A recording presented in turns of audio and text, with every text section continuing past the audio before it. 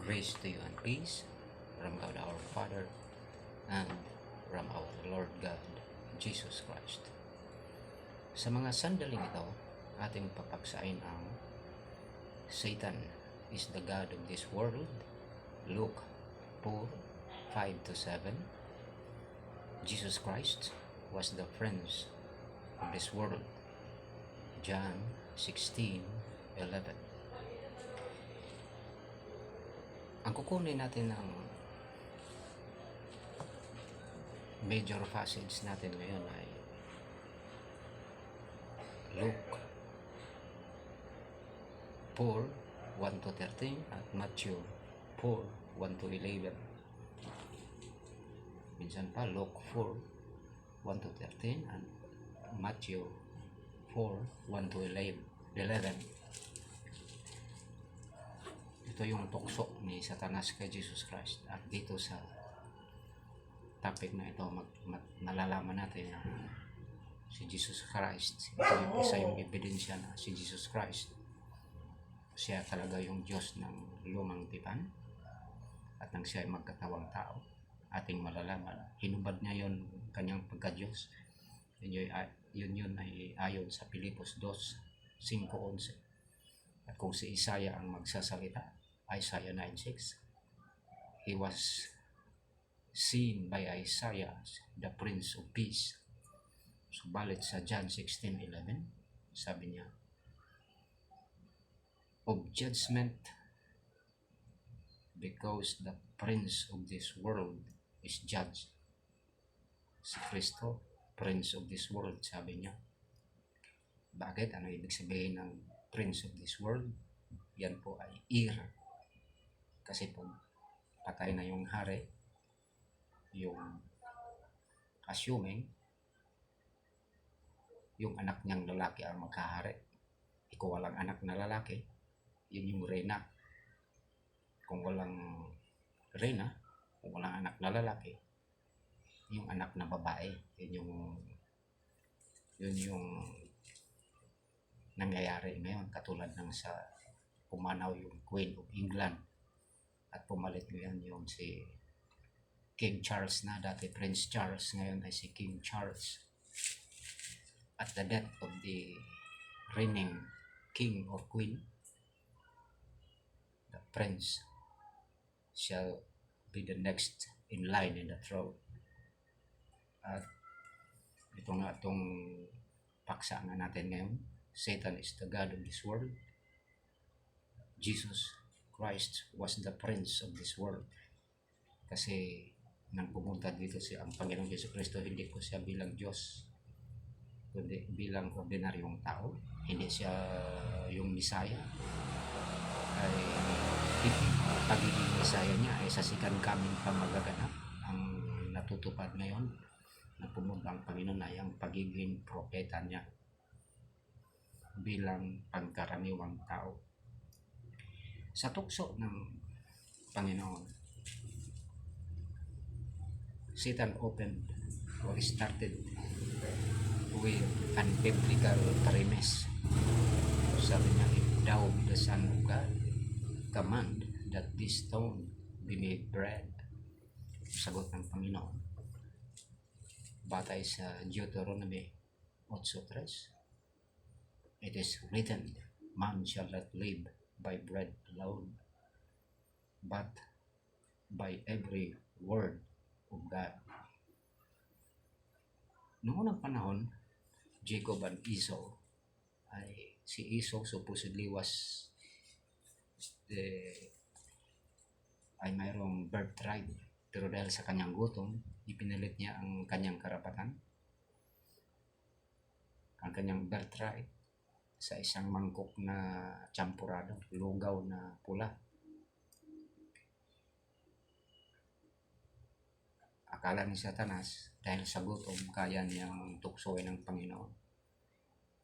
Noong unang panahon din, sa panahon ni Adan at saka ni Eva, lahat ay pwede kainin nila, maliban sa isa, the fruit, the tree of death, which is also the fruit, the tree of the knowledge of good and evil. So tukso si Adan through Eve, at yun, naganap yung pagiging Diyos ni Satanas. Kaya as we go on, malalaman natin na si Satanas nga ang Panginoon ng sanlibutan ito. At ang Diyos, ang pinagharian ng Diyos through the Holy Spirit ay ang kanyang church, ang kanyang mananampalataya. Yun lang yung, and the gates of hell shall not prevail against it. Yun yung pinagharian ngayon ng Diyos, ang kanyang church, at yung mga sumasampalataya sa church na yun through the Holy Spirit. Ang sagot ni Kristo, Deuteronomy 8:3, it is written, man shall not live by bread alone, but by every word that proceeds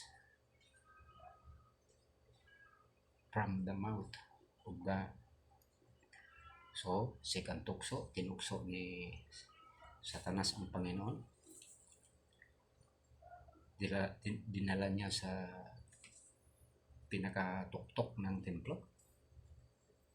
At sinabihan, if thou be the Son of God, cast thyself down, for it is written, he shall charge his angels concerning you, and in their hands they shall bear you up, lest at any time thou dost thy foot against a stone.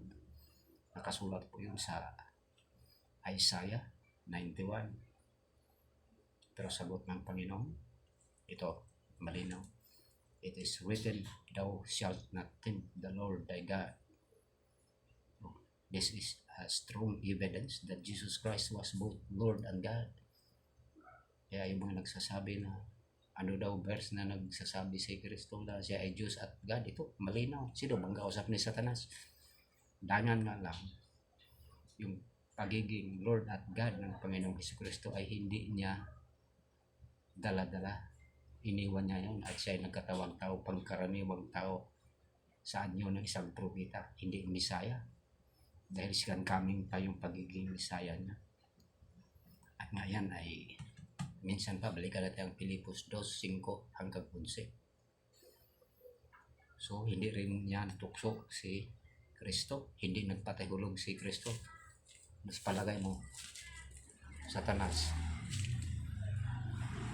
Yung wisdom ni Satanas, hindi niya kayang higitan ang wisdom ng Panginoon. Kasi ang wisdom ni Satanas, 1/3 lang sa wisdom ng Panginoon.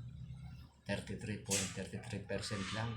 At yan ay nababatay yung kanyang nahikayat na mag-rebel sa Panginoon. 1/3 of the angels.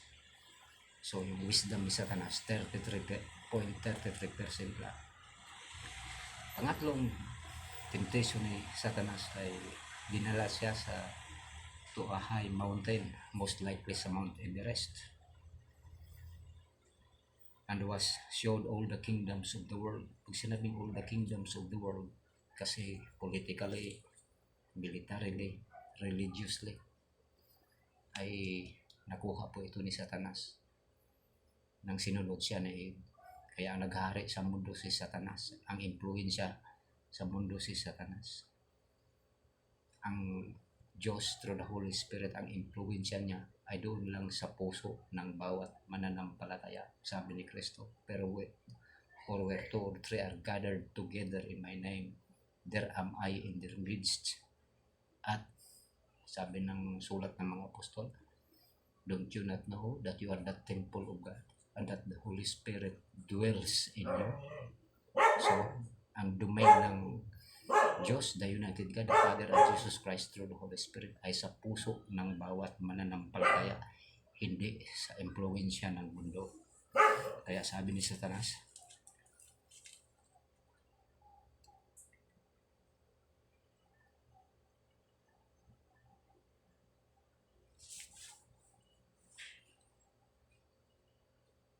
all this power will I give you, and the glory of them, for that is delivered unto me, and to whomsoever I will give it.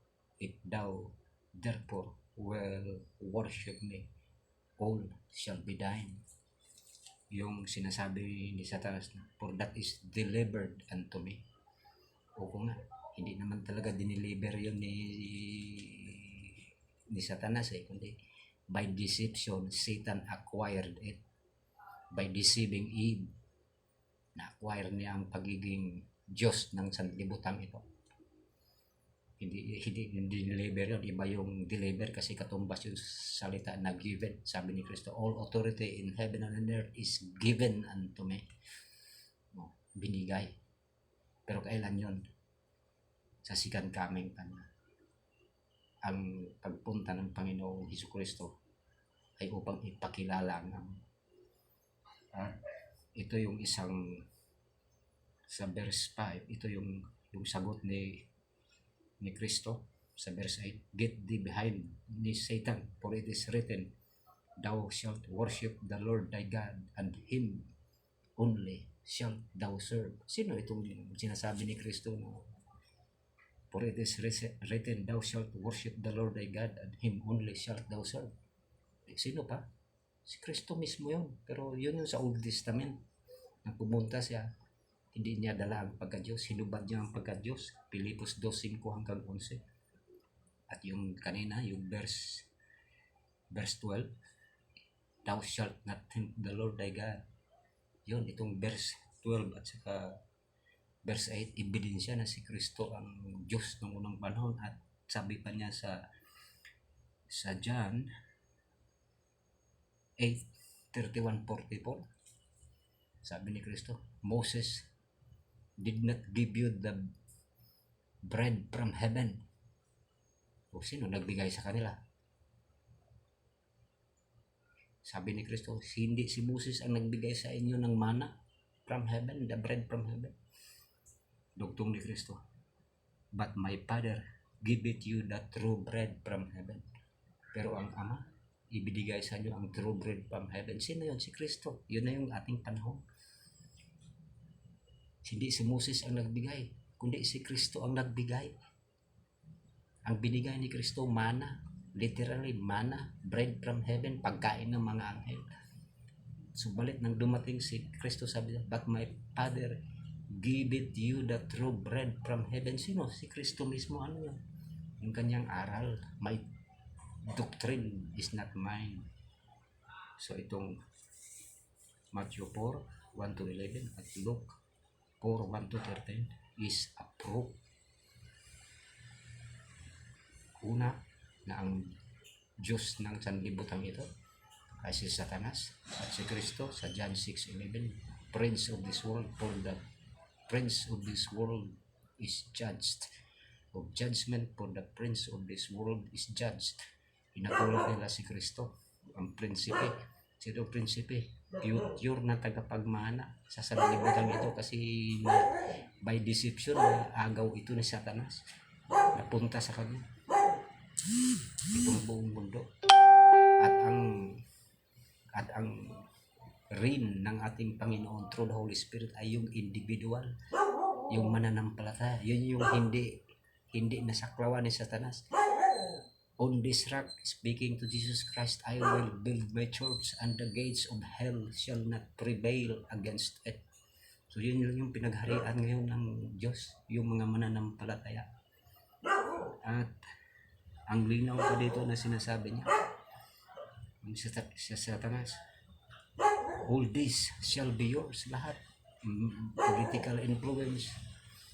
Ito, hawak ito ng Amerika at saka military influence. Might is right, right is might. Yun yung hawak ng Amerika. Political influence and military influence. Yung religious influence naman, buong mundo ay na-deceive ni Satanas.